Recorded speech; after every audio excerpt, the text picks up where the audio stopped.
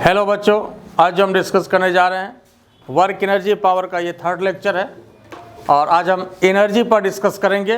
हालांकि ये basic concept है लेकिन इसका जो एप्लीकेशन होता है वह बहुत ही ज़्यादा होता है।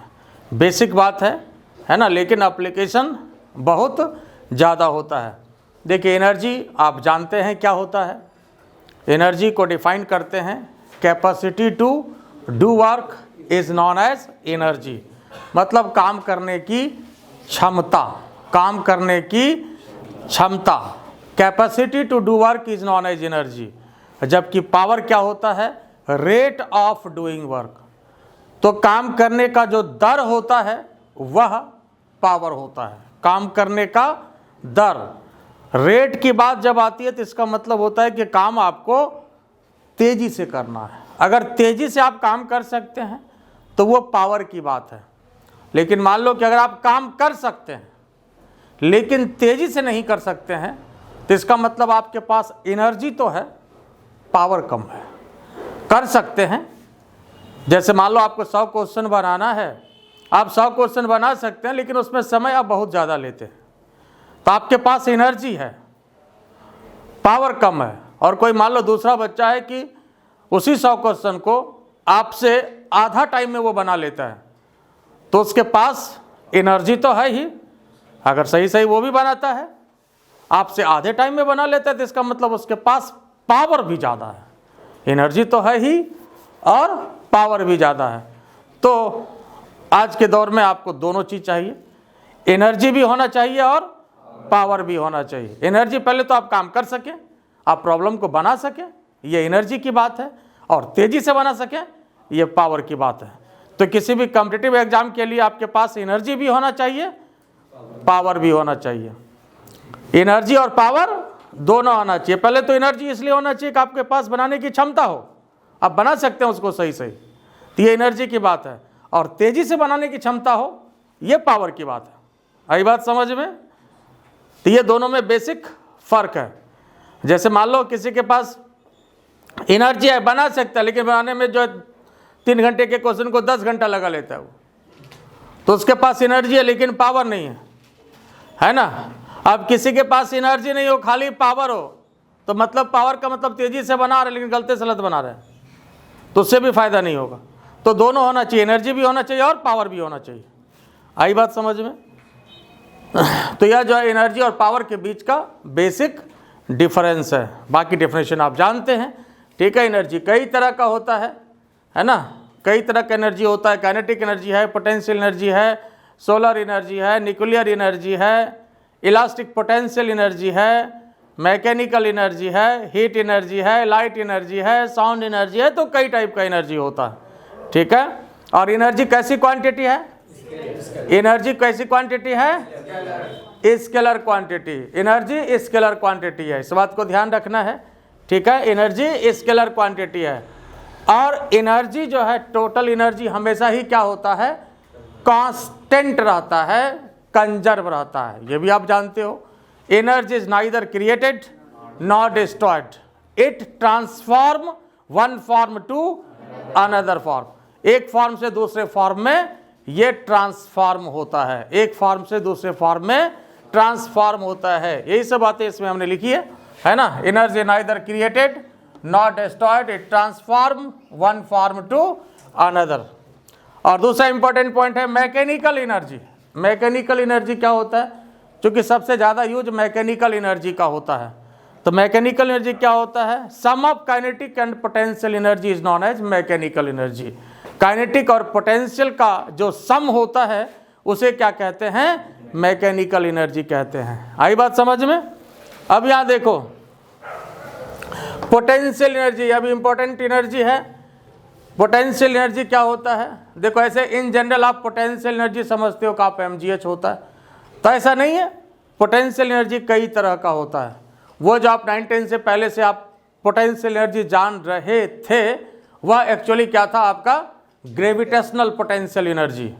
वो ग्रेविटेशनल पोटेंशियल एनर्जी था। वो कैसा पोटेंशियल एनर्जी था? ग्रेविटेशनल पोटेंशियल एनर्जी था, है ना। लेकिन बोलोगे कि उस समय तो गुरुजी बताए नहीं थे कि ये ग्रेविटेशनल पोटेंशियल एनर्जी है, तो चूंकि उस समय आपको एक ही पोटेंशियल एनर्जी पढ़ना था, आपको एक ही पोटेंशियल एनर्जी के बारे में जानकारी रखनी थी, इस वजह से आपको नहीं बताया गया कि वह जो है ग्रेविटेशनल पोटेंशियल एनर्जी है। तो पोटेंशियल एनर्जी से काम आपका चल गया, है ना। जैसे किसी को एक ही बेटा होता है तो बड़का छोटका डिसाइड नहीं होता, है ना, तो इसलिए आपका काम चल गया। आई बात समझ में। लेकिन यहाँ पर आपके पास अब कई पोटेंशियल एनर्जी है, आपके पास यहाँ पर अब कई पोटेंशियल एनर्जी है। एक तो हम लोग इसके जस्ट पहले देख चुके हैं स्प्रिंग वाले केस में, that is elastic potential energy. वो था इलास्टिक पोटेंशियल एनर्जी, क्या फॉर्मूला आता था उसका, हाफ के x square. Elastic potential energy का फॉर्मूला क्या आता था, हाफ के एक्स स्क्वायर। हम लोग पढ़े ना, हाफ के एक्स स्क्वायर। और आपके पास पोटेंशियल एनर्जी अब कई तरह का होता है। एक जो पोटेंशियल एनर्जी आप जान रहे हैं mgh, that is gravitational potential energy. हालांकि वो फार्मूला जो आप mgh जानते हैं, वह फार्मूला भी जो आप जानते हैं वह भी जो है एक्चुअल में सही फार्मूला नहीं है, जो अब आगे आप लोग को बताया जाएगा, उसको भी डिस्कस करेंगे। तो उस फार्मूले में भी यहाँ पर मॉडिफिकेशन है, वो फार्मूला जो है वो एक्चुअली में सही फार्मूला नहीं है। लेकिन वो 9-10 तक ठीक है, उसमें कोई आपत्ति वाली बात भी नहीं है। लेकिन अब उसमें मॉडिफिकेशन होगा, वो एक्चुअल फार्मूला यहाँ पर कुछ और होता है जो हम लोग आगे पढ़ेंगे, ठीक है। और फिर इलेक्ट्रोस्टैटिक्स जब पढ़ेंगे तो वहाँ पर पढ़ेंगे इलेक्ट्रोस्टैटिक पोटेंशियल एनर्जी। तो इसलिए पोटेंशियल एनर्जी कई तरह का होता है, उसी बात को यहाँ पर लिखा गया है ना। Potential, gravitational potential energy, elastic potential energy, electrostatic potential energy, electromagnetic potential energy. तो कई तरह का पोटेंशियल एनर्जी आपके पास होता है। आई बात समझ में। तो हम लोग आगे पढ़ेंगे। यहाँ तक किसी को पहले कोई दिक्कत है, ठीक है। और एनर्जी, टोटल एनर्जी हमेशा ही क्या होता है, कांस्टेंट होता है। एनर्जी हमेशा कांस्टेंट होता है, मतलब इसी को बोलते हैं कंजर्व होता है।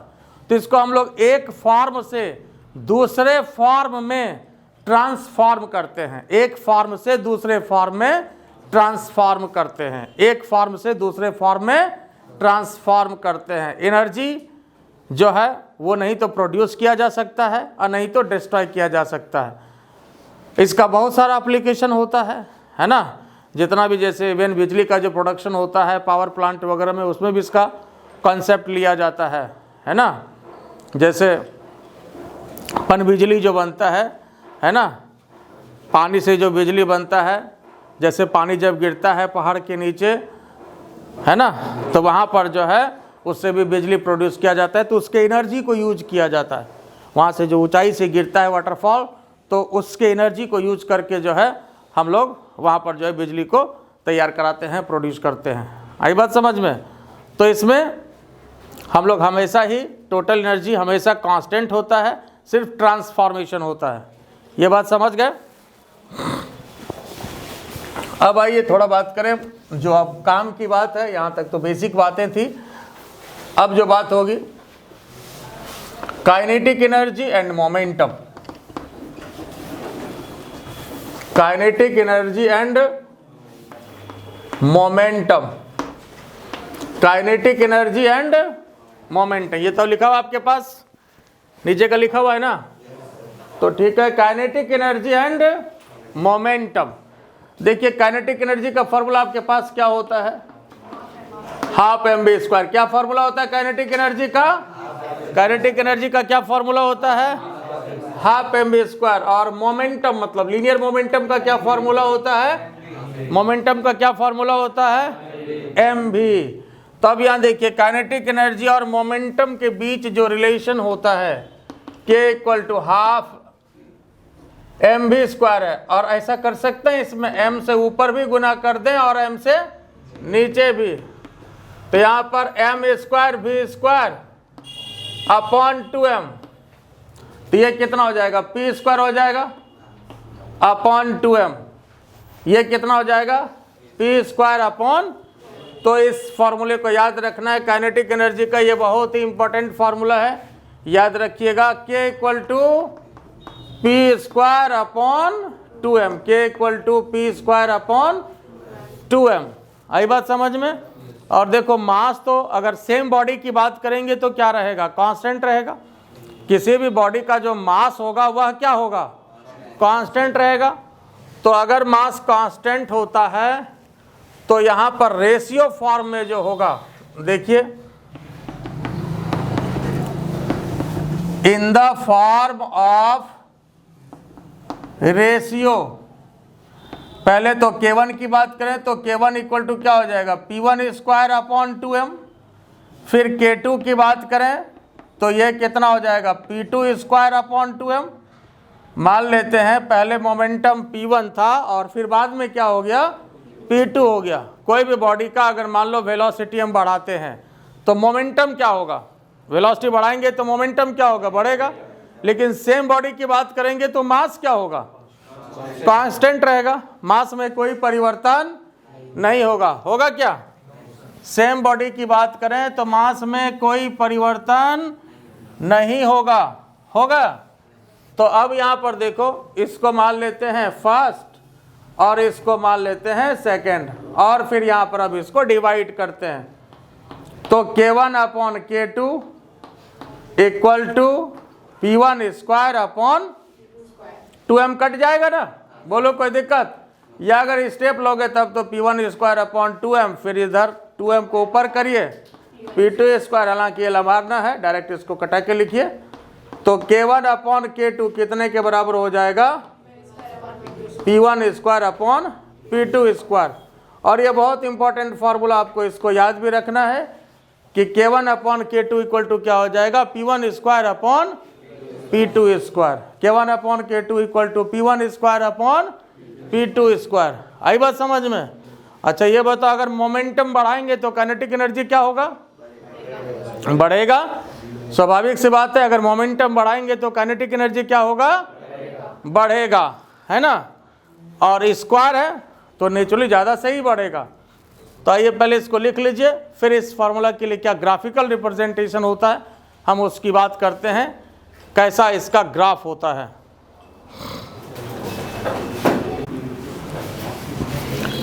अब देखिए काइनेटिक एनर्जी और मोमेंटम के बीच का ग्राफ, काइनेटिक एनर्जी और मोमेंटम के बीच का ग्राफ। यहाँ पर क्वेश्चन आपको कंफ्यूज कराता है, यहाँ काइनेटिक एनर्जी और ये P स्क्वायर है, और यहाँ पर K है और ये P है।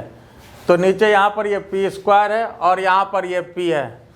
तो K और P स्क्वायर अगर है तो इसका ग्राफ कैसा होगा, इसका जो ग्राफ होगा वो स्ट्रेट लाइन होगा, इसका ग्राफ स्ट्रेट लाइन होगा। K और P स्क्वायर का ग्राफ स्ट्रेट लाइन होगा, ठीक है।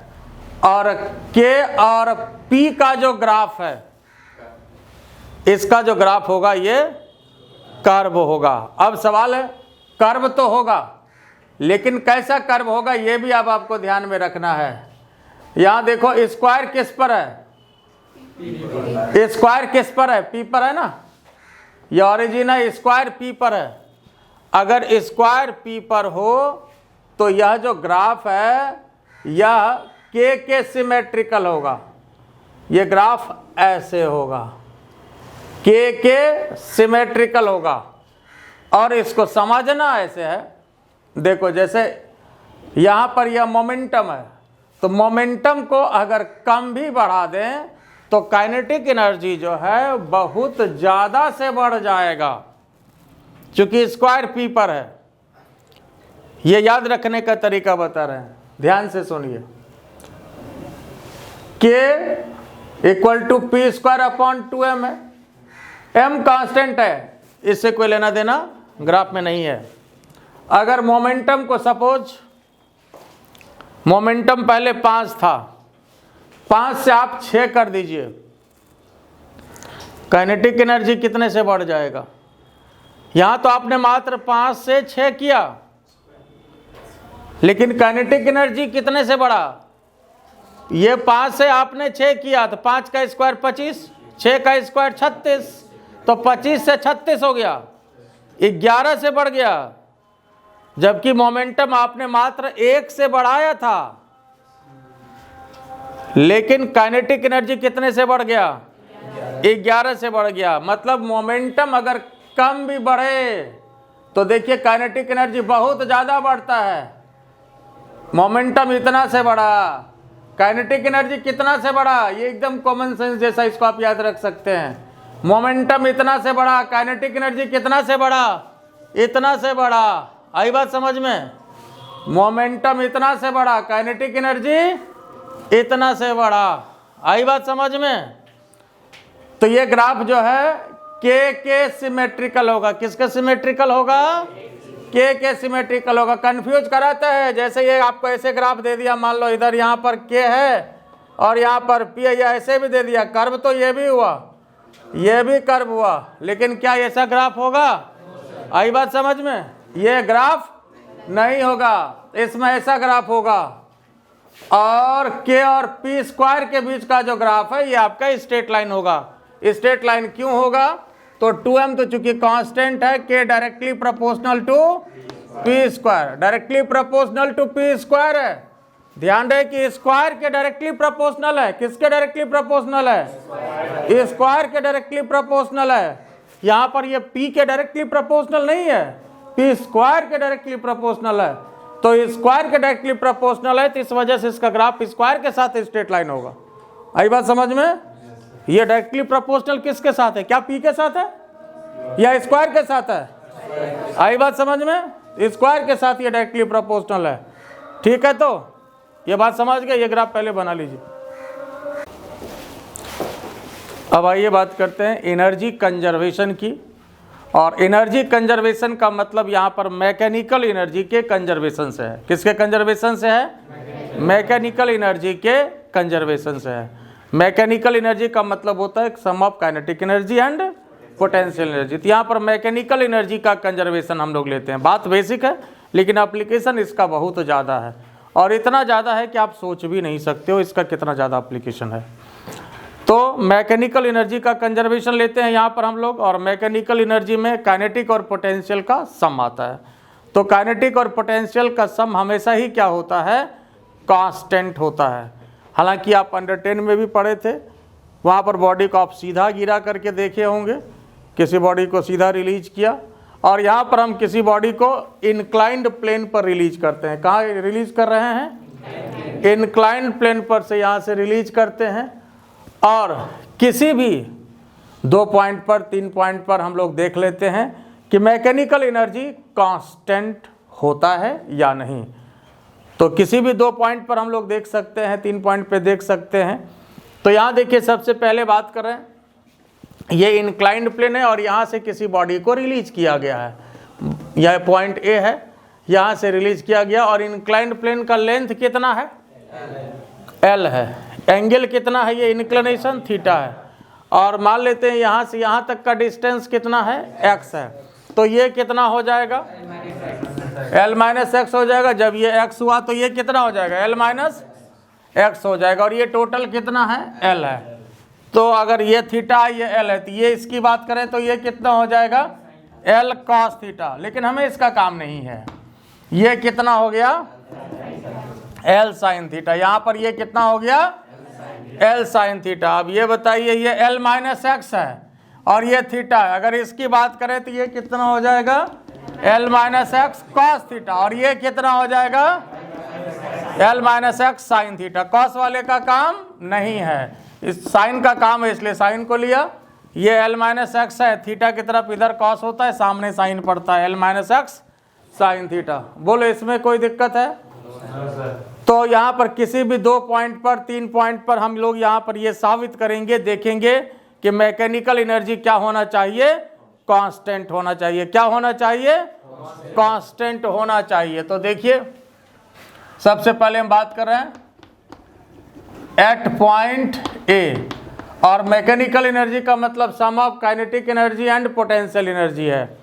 तो ये बताइए, पॉइंट ए पर कौन कौन सा एनर्जी होगा? क्या काइनेटिक होगा? काइनेटिक होगा? काइनेटिक नहीं होगा, इसलिए कि बॉडी को रिलीज किया गया है। तो यहाँ पर वेलोसिटी कितना है? वेलोसिटी कितना है? तो काइनेटिक होगा? नहीं होगा। तो ए पर क्या होगा? सिर्फ पोटेंशियल होगा। या काइनेटिक लेंगे भी तो कितना लेंगे? 0 लेंगे। तो होगा क्या? पोटेंशियल एनर्जी कितना होगा? mg। और हाइट जो लेते हैं, तो यहाँ पर हाइट लेंगे ऐसे। हाइट हमेशा एकदम सीधा सीधी लिया जाता है, परपेंडिकुलर वाला। ऐसे वाला हाइट नहीं लेना अशफाक, बात समझ गया ना? ऐसा नहीं कि हाइट पूछते हैं तुमसे तो क्या बोलते हो, जो भी पूरा है तो एकदम 6 फीट बताते हो। ऐसा नहीं ना बोलते मेरे हाइट का क्या लिया, हम बैठ गए तो 3 फीट, सो गए तो 1.5 फीट। बात समझे कि नहीं रस में? तुम्हारा भी हाइट ज़्यादा है, कितना है? अच्छा चलो ठीक है, जो भी है तो पूरा पूरी बताते हो ना, आधा तो नहीं बताते हो। ठीक बात है। तो mg और उसके बाद हाइट में कितना हो जाएगा, l minus x sine theta. यहाँ सॉरी, यहाँ पर जो ए पर ले रहे हैं ना, तो mg l साइन थीटा, ये हो गया पोटेंशियल एनर्जी। बोलो इसमें कोई दिक्कत है? अब एक ही बात तो खत्म हो गई, काइनेटिक निकाल लिए, पोटेंशियल निकाल लिया। अगर मैकेनिकल एनर्जी की बात करें तो, मैकेनिकल एनर्जी की बात करें तो कितना हो गया, इसलिए कि काइनेटिक तो है नहीं, तो मैकेनिकल एनर्जी इतना ही हो गया। बोलो इसमें कोई दिक्कत है? ये क्लियर हो गया, ये समझ गए? अब आइए यहां पर बात करें एट पॉइंट बी, ये आपका मेन पॉइंट है, ये आपका मेजर पॉइंट है, पॉइंट बी। ये देखिए ये पॉइंट, तो बी पॉइंट पर कौन कौन सा एनर्जी होगा, काइनेटिक भी होगा और काइनेटिक भी होगा और दोनों होगा। तो काइनेटिक की बात पहले करें तो काइनेटिक एनर्जी हाफ m, और यहाँ पर वेलोसिटी मान लेते हैं vb, तो हाफ m vb स्क्वायर। अब यहाँ पर मेन टास्क यह है कि vb का मान निकालना होगा, किस पॉइंट पर vb का वैल्यू होगा कितना, ये निकालना होगा। तो देखो यहाँ से बॉडी को रिलीज किया था, ए से बॉडी को रिलीज किया और बी पर वेलोसिटी निकालना है। यहाँ पर इक्वेशन ऑफ मोशन लगाना होगा। क्या इक्वेशन ऑफ मोशन लगाया जाए? बात ए से बी की है, तो v square equal to u square plus 2as। अब इसमें ध्यान ये देना है कि सबसे पहले तो v आपका vb हो गया, u तो 0 हो जाएगा, प्लस 2 और a क्या दें, a के स्थान पर क्या दें, g दें या g साइन थीटा दें? बात समझ में आया? पॉइंट ऑफ मिस्टेक, g नहीं होगा, g साइन थीटा होगा, इसलिए कि इंक्लाइंड प्लेन पर बॉडी का एक्सेलरेशन g नहीं होता है, इंक्लाइंड प्लेन पर बॉडी का एक्सेलरेशन g साइन थीटा होता है। बोलो बात समझ में आया कि नहीं?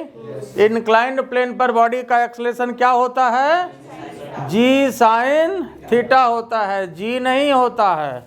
अब उसके बाद s वाली बात, तो v square equal to u square plus 2a, s के स्थान पर क्या लें, x लें, यहाँ से यहाँ तक का ये x लिया, चलो बात सही है।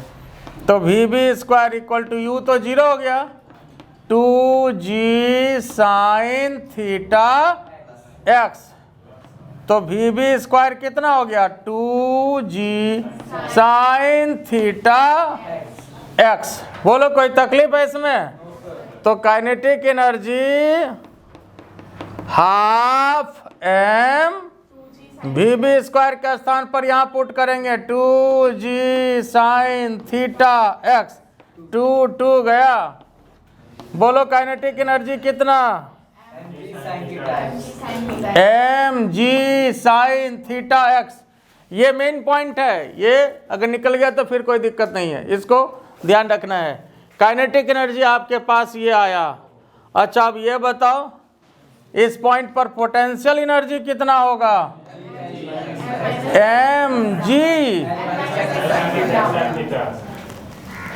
हाइट इतने ना है, तो यहाँ पर l minus x sine theta. बोलो कोई तकलीफ है इसमें? mg और हाइट यही ना, l minus x sine theta, समझ गए? l माइनस एक्स ये था, तो ये वाला पार्ट कॉस होता है, इधर l minus x sine theta हो गया। अब निकालना क्या है, इस पॉइंट पर भी तो मैकेनिकल एनर्जी निकालना है। क्या निकालना है, मैकेनिकल एनर्जी। तो मैकेनिकल एनर्जी के लिए क्या करेंगे, मैकेनिकल एनर्जी के लिए क्या करेंगे, दोनों को तो क्या क्या ऐड करेंगे, mg sign theta x plus mg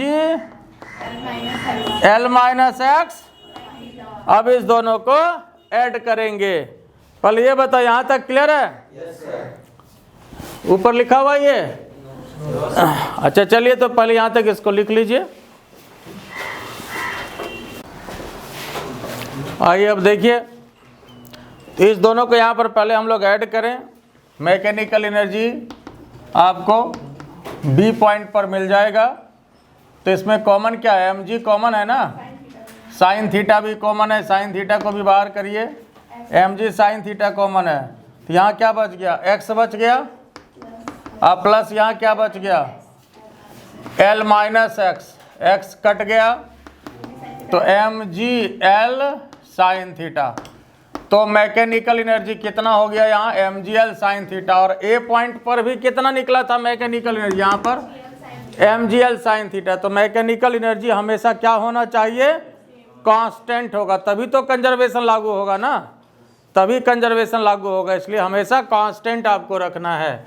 तो अब 2 पॉइंट की बात हो चुकी है, एक नीचे पॉइंट सी है, इस पर भी हम लोग बात कर लें। एट पॉइंट सी, ये बताओ सी पॉइंट क्या है? ये तो ग्राउंड है, तो ग्राउंड पर पोटेंशियल एनर्जी होगा? तो इस पर पोटेंशियल एनर्जी नहीं होगा, हाँ काइनेटिक होगा। काइनेटिक एनर्जी कितना हो जाएगा? Half m v c square. तो फिर अब इसमें नेक्स्ट टारगेट है कि हमको वी सी स्क्वायर का वैल्यू चाहिए। मान लो यहाँ से बॉडी चला था, यहीं से शुरू करें हम लोग, ए से सी की बात करें। इक्वेशन ऑफ मोशन क्या लें? V square equal to u square plus 2as वाला। तो v c square equal to u square. तो यू कितना? 0 ना, 0 स्क्वायर प्लस 2 ए के स्थान पर, ए के स्थान पर, और एस के स्थान पर क्या एक्स लेंगे या एल लेंगे? ए से सी की बात कर रहे हैं तो एल लेंगे। तो v c square equal to 2g l sine theta. अब इसको यहां पर हम लोग काइनेटिक एनर्जी में पुट कर दें, तो देखिए काइनेटिक एनर्जी कितना हो जाएगा? Half m v c square. तो वी सी स्क्वायर कितना हो गया यहाँ? 2gl sine theta. 2 खत्म हो गया, तो काइनेटिक एनर्जी कितना हो गया? mgl sine theta. Kinetic energy ही तो यहाँ पर होगा ना। मैकेनिकल पोटेंशियल एनर्जी क्या हो जाएगा? पोटेंशियल एनर्जी तो यहाँ पर 0 होगा। तो मैकेनिकल एनर्जी कितना हो गया? बस जितना काइनेटिक एनर्जी है वही हो गया, mgl साइन थीटा। तो हर जगह पर मैकेनिकल एनर्जी क्या देखे हम लोग? हर जगह पर मैकेनिकल एनर्जी क्या देखे हम लोग? कांस्टेंट है। और यही तो बात हम लोगों को यहाँ पर साबित करना था कि हर जगह मैकेनिकल एनर्जी क्या होता है? कांस्टेंट होता है। और सबसे जरूरी बात है कि ये साबित करना बड़ी बात नहीं है, आप इसके एप्लीकेशन को समझिए। इसका जो एप्लीकेशन होगा, कहाँ पर काइनेटिक एनर्जी लेंगे तो वेलोसिटी कैसे निकालेंगे, वीसी कैसे निकालेंगे, इसमें ये गलती नहीं होना चाहिए। जी साइन थीटा का इस्तेमाल करना है, जी का इस्तेमाल यहाँ नहीं करना है। अगर इंक्लाइंड प्लेन का केस हो तो, अगर फ्री फॉल का केस होगा तब तो जी लेंगे हम लोग। ये इंक्लाइंड प्लेन का केस है, आई बात समझ में? यह इंक्लाइंड प्लेन का केस है, तो यहाँ पर जो है जी साइन थीटा हुआ। तो कहाँ पर पोटेंशियल एनर्जी क्या लेना है? जैसे यहाँ पर पोटेंशियल एनर्जी की बात की है mgh, तो हाइट यहाँ पर कितना हो गया? l sine theta. यहाँ हाइट कितना लिए? l minus x sine theta, है ना। तो ये सब चीज़ में गलती नहीं करना है, इस बात को ध्यान रखना है। बाकी तो टोटल एनर्जी कंजर्व है, कंजर्व रहेगा ही, लेकिन इसके एप्लीकेशन को समझना है। आई बात समझ में? बोलो ये बात क्लियर हुआ या नहीं हुआ? ये समझ गए? तो देखो प्रैक्टिकल तौर पर जो है एक छोटा सा एप्लीकेशन इसका हम आपको देते हैं, ध्यान से देखिए। देखो जैसे मान लो किसी भी बॉडी को यहाँ से हमने रिलीज किया और ये मान लो कि 10 मीटर है, यहाँ से रिलीज किया, एंगल जो भी है थीटा है, ये पॉइंट बी है, ये ए है, और यहाँ पर हम वेलोसिटी आपको पूछना चाह रहे हैं वी बी। बता सकते हो कितना होगा इस पॉइंट पे वेलोसिटी? इस पॉइंट पर वेलोसिटी निकालना है। क्या करोगे यह सलाह दीजिए हमको कि क्या कीजिएगा, इसमें कौन सा इक्वेशन लगाइएगा। देखो यहाँ पर वेलोसिटी चाहिए, यहाँ से रिलीज किया गया तो नेचुरली यहाँ पर u क्या होगा, 0 होगा। अब यहाँ पर जैसे वेलोसिटी निकालना है, क्या करोगे इसके लिए, हाँ v square equal to u square plus 2s। ये सब लोग का जवाब आया लगभग, यही ना जवाब आ रहा है ना। और ये जवाब नहीं आना चाहिए था, है ना। तो मन में यही बात आता है जो आप लोग से निकला अभी, v square equal to u square plus 2s। अगर यही करना है तो फिर एनर्जी कंजर्वेशन हम बताए क्यों। अब यहाँ पर v square equal to u square plus 2s की ज़रूरत नहीं है। ऐसा नहीं करें कि इससे नहीं होगा। दूसरी बात ये बताओ, ठीक है लगा लोगे तो यहाँ पर फिर a equal to g sine theta आएगा ना, फिर थीटा का लफड़ा आएगा कि नहीं आएगा। हालांकि निकलेगा लेकिन थोड़ा सा हाँ लंबा 1-2 स्टेप लेगा। लेकिन एनर्जी कंजर्वेशन हम लोग इसलिए नहीं पढ़े कि यहाँ पर v square equal to u square plus 2s लगाया जाए। अब एनर्जी कंजर्वेशन इसलिए पढ़े कि a और b पर एनर्जी कंजर्वेशन लगा दीजिए ना, a और b पर। तो a पर कौन कौन सी एनर्जी है,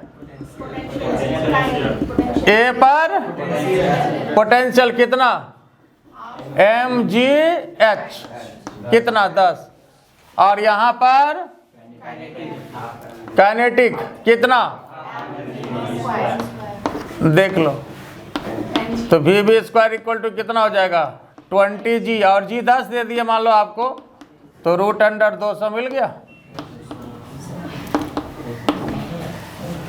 आंसर आपके पास आ गया, ठीक है। लेकिन ज़्यादातर जो दिमाग में आता है ये बीमारी है, v square equal to u square plus 2as, है ना, ये बीमारी है। तो इस बीमारी से बाहर निकलना है। अब जहाँ पर वेलोसिटी की बात होगी तब वही फार्मूला अब नहीं लगाएंगे, तब यहाँ पर एनर्जी कंजर्वेशन लगाइए। और ये भी नहीं कह रहे हैं कि उससे नहीं होता, सो बात नहीं है। अब जरा देखिए, अगर मान लो वो भी आप लगा देते तो कोई बात नहीं, जरा देख लीजिए दोनों में फ़र्क आपको समझ में आ जाएगा। v square equal to u square 0 square plus 2 a के स्थान पर g साइन थीटा इंटू यहाँ से यहाँ तक का डिस्टेंस भी चाहिए ना, s लोगे ना, तो s के स्थान पर ये s हो गया। आप तो इसमें देख रहे हो क्या होगा कि थीटा भी नहीं है, s भी नहीं है। जैसे इस इक्वेशन को यहाँ तक बढ़ाओगे तो कहेगा मिजाज हरा हो जाएगा, कुछ बच्चे का बोलेगा नहीं अब इसमें नहीं बनाएंगे, इसको आगे नहीं बढ़ना है। होगा कि नहीं होगा, देख रहे हो थीटा भी नहीं है, l भी नहीं, लाएंगे कहाँ से, घर से लाएंगे कि ससुराल से जाएंगे, बड़ा टेंशन हो जाता है कि नहीं। अब कहाँ से लाएंगे, तो मिजाज ठंडा हो जाएगा, कहोगे नहीं अब इस क्वेश्चन को नहीं बनाएंगे, आगे नहीं बढ़ेंगे, ठीक है। लेकिन ऐसा नहीं है कि नहीं होगा, आगे बढ़िए, डर के आगे जीत है ना। तब जैसे मान लो इसमें ऐसा करते हैं, पहले तो जैसे v square equal to 2g sine theta into s. अब ऐसा करो, यहाँ पर साइन थीटा का वैल्यू निकालो इस ट्रायंगल में। साइन थीटा का वैल्यू क्या होगा, साइन थीटा का वैल्यू क्या हो जाएगा p बाय, तो 10 अपॉन, अब यहाँ पर साइन थीटा का वैल्यू बैठाओ 2g साइन थीटा का value 10 upon s into s, cut गया।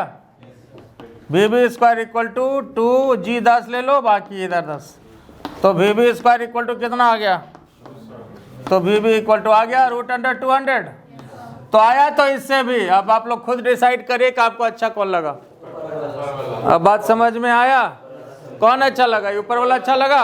अच्छा ही नहीं, टाइम का भी आपका सेव है इसमें, और प्लस इसमें तो मैदान भी हो सकता था कि बीच रास्ते में ही दम तोड़ देते, लेकिन इसमें ऐसा कोई बात नहीं है। ना आपको थीटा मिला रास्ते में, ना आपको एस की जरूरत पड़ी, ना थीटा की जरूरत पड़ी, ना एस की जरूरत पड़ी। बस जो दिया था उसी से आपका काम निकल गया। आई बात समझ में, लेकिन आंसर तो दोनों आपको आना ही है। आई बात समझ में। तो एनर्जी कंजर्वेशन का एप्लीकेशन एक छोटा सा था, बाकी तो हमेशा इसका एप्लीकेशन होता रहेगा। तो चलिए ठीक है, आज इतना ही, अगले दिन डिस्कस करेंगे work energy theorem. Work energy theorem, जो कि बहुत इंपॉर्टेंट है। आज इतना ही, इसी तरह से आप लोग पढ़ते रहिए। Thank you.